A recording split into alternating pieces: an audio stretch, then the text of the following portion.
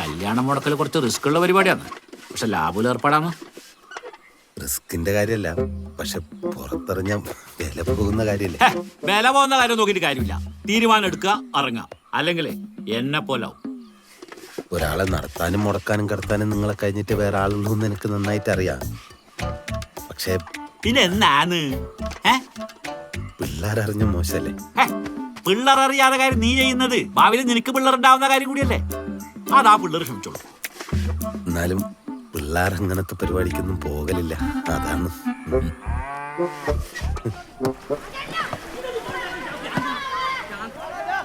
ചന്ദ്രിക രവീന്ദ്രൻ ഒരു അടഞ്ഞ അധ്യായമായി മാറ്റും. സ്വന്തം നാട്ടിൽ നിന്ന് അടി വാങ്ങിച്ചേരുവോ ചങ്ങായി? അഭിയേട്ട നിങ്ങളൊന്നും മിണ്ടാണ്ടിരി. ഇത് ഓന്റെ സ്ഥിരം പരിപാടിയാണ്, ആത്മാർത്ഥ പ്രണയമൊന്നുമല്ല. ഈ ആവേശത്തിൽ ഓൻ്റെ കൂടെ ഓള് പോയാൽ ഓളുടെ ജീവിതം പൊട്ടിച്ചോറാവും. കല്യാണം മുടക്കുന്ന എല്ലാ നാറികളും ഇതേ ഡയലോഗ് പറയുന്നത് ഞാൻ കേട്ടിട്ടുണ്ട്. ഇലയ്ക്കും മുള്ളിനും കേടില്ല, അത് രണ്ടും രണ്ട് പാത്രത്തിലാക്കാം. കിര പിടിച്ച ആകെ നാറും. ചതിയും മതിന്റെ എല്ലാം ഉൾപ്പെടും. നാട്ടുകാരുടെ വീട്ടുകാരുടെ മുഖത്ത് നോക്കാൻ പറ്റില്ല. അതുപോട്ടെ, പവിയേട്ടനോട് എന്ത് പറയും? പറയണ്ടാന്ന് നോക്കണം. ആരും അറിയിക്കാണ്ട് തന്നെ നമുക്കിത് മുടക്കാം. ഞാൻ നാളെ ഇറങ്ങാം. ആ ചെക്കൻ്റെ പേരെന്താണ്? വേറെ ആൾക്കാരെ കുറിച്ച് ഇല്ലാത്തത് പറയാന്ന് വെച്ചാൽ മോശമല്ലേ ചന്ദ്രേട്ടാ? നീ അല്ലല്ലോ പറയുന്നത്, ഞാനല്ലേ. ചെക്കൻ്റെ പേരെന്താണ്? പേരും ഫോട്ടോയൊക്കെ ഓൾ എനിക്ക് അയച്ചു തരാന്ന് പറഞ്ഞു.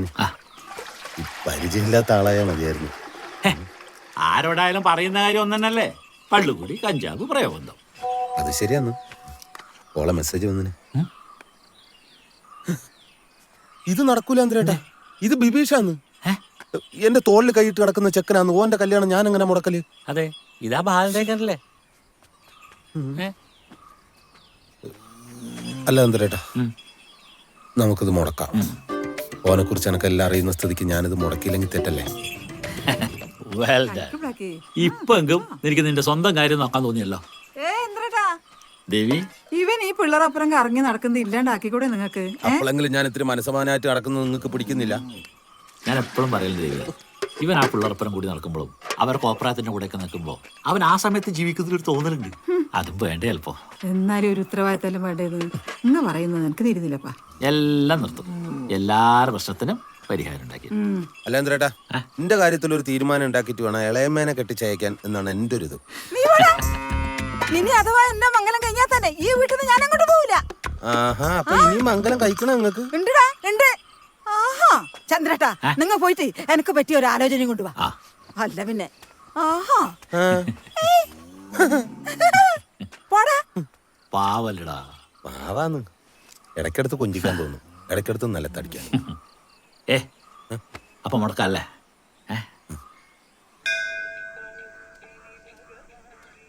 തൽക്കാലം ഇത് പവിയേട്ടൻ അറിയണ്ട. മൂപ്പരേനൊന്നും നിൽക്കൂല. വേറെ ആരും അറിയാനും പോകുന്നില്ല. നീ എന്താ പ്ലാൻ എന്ന് പറ. അഭിയേട്ട എന്റെ ക്രിയേറ്റിവിറ്റി മുഴുവൻ ഉപയോഗിച്ച് ഞാൻ ഒരു സ്ക്രിപ്റ്റ് എഴുതാൻ പോകുന്നു. നമ്മളെല്ലാവരും തകർത്ത് അഭിനയിച്ച് കഥാന്ത്യത്തിൽ നിങ്ങൾക്ക് ചന്ദ്രികയെ കിട്ടുന്ന ഒരു അടാറ് സ്ക്രിപ്റ്റ് നിന്റെ അടാറ്. നീ പറഞ്ഞേ, ക്ലിയർ ആയിട്ട് പറ. അമലെ നാളെ രാവിലെ ആവുമ്പോഴേക്കും കുറച്ച് പെൻ, കുറെ പേപ്പർ, ഒരു ബക്കറ്റ് കട്ടൻ ചായ എല്ലാം ക്ലബിൽ റെഡി ആയിരിക്കണം. എന്തിനാ? തിരക്ക് കൂട്ടല്ലേ കുട്ട. Just wait and see.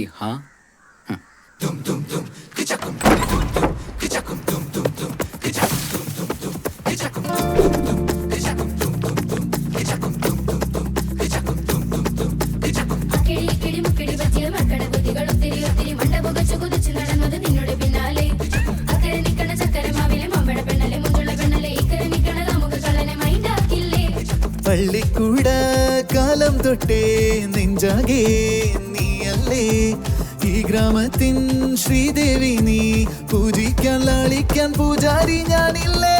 എങ്കിലും ചന്ദ്രികേ എന്റെ മേലാകെ പൊള്ളുന്ന പ്രേമത്തി കൊണ്ടല്ലേ.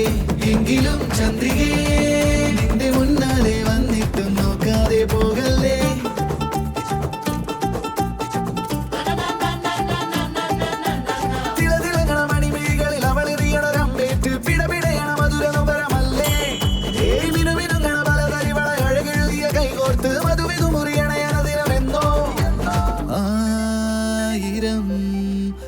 ചന്ദ്രേട്ട എന്തെങ്കിലും ഐഡിയ?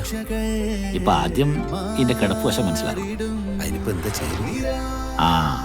അതിന് വഴി ഉണ്ടാക്കാം.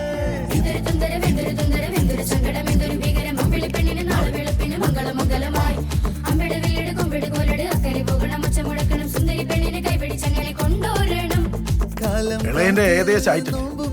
പിന്നെ രണ്ടും കൂടെ ഒന്നിച്ച് തന്നെ ആക്കാല്ല. നീ ചങ്ങമ്പുഴ കാവ്യം പോലെ ചേരാതെ പോകല്ലേ, സ്വപ്നങ്ങൾ ചാകല്ലേ. എങ്കിലും ചന്ദ്രികേ,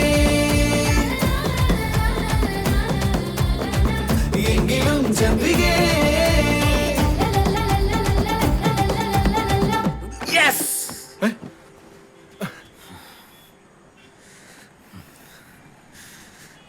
ക്ലൈമാക്സിൽ അഭിയേട്ടൻ ചന്ദ്രികയുടെ കയ്യും പിടിച്ച് ഉഫ്.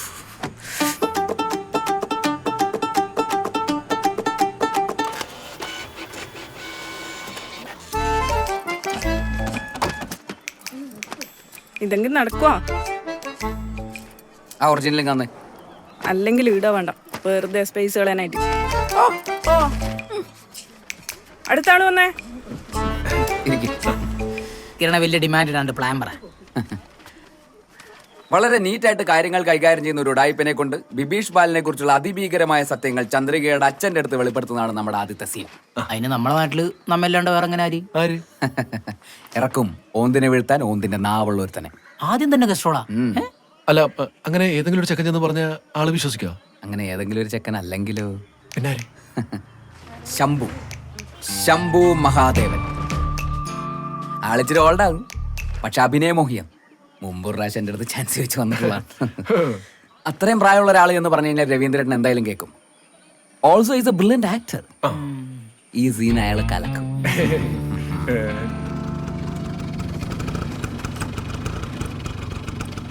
കണ്ടിട്ട് കല്യാണം നടക്കുന്ന പോലെയൊന്നും തോന്നുന്നില്ലല്ലോ.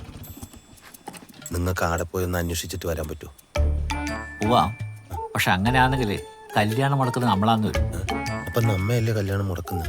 ഓ ആടാ, നാട് മൊത്തം പറഞ്ഞു നടക്ക്. ചന്ദ്രേട്ടാ,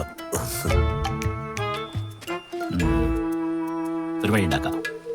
ആക്ടിങ് ഒരിക്കടിച്ചല്ലടാ. ആ ചന്ദ്രേട്ടനാ? ഇവനുണ്ട്. എന്നാ രണ്ടാളും കൂടി പെണ്ണുകാണാനോ മറ്റോ ഇറങ്ങിയതാ? ഒന്നല്ല, ഇടത്തേക്കായിട്ട് വന്നാണ്. ഇവനെ വെറുതെ കൂട്ടിയതേ ഇല്ലു. വെറുതെ എന്നിപ്പോ കാര്യം ബാലൻ ഓഫീസർ പോയായിരിക്കും അല്ലേ? ആ പോയിന് വൈകുന്നേരം വരൂ. ആ, എന്നാ പിന്നെ ഇങ്ങും വൈകുന്നേരം വാ. നീ അവിടെ ഇരിക്കടാ.